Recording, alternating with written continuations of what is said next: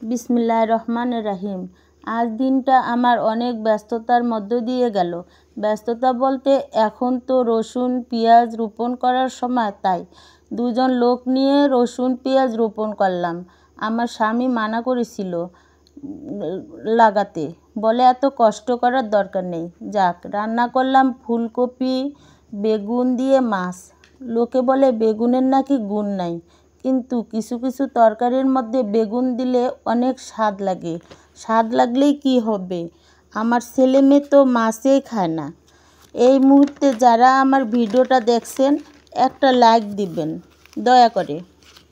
আপনাদের একটা শেয়ার আর সাবস্ক্রাইব আমার মতো নতুনদের খুবই দরকার। আবারও অনুরোধ করছি, একটা লাইক কমেন্ট শেয়ার করবেন আর সাবস্ক্রাইব করে আমার পাশে থাকবেন। সবাই ভালো থাকবেন, আমার জন্য দোয়া করবেন। আল্লাহ হাফেজ।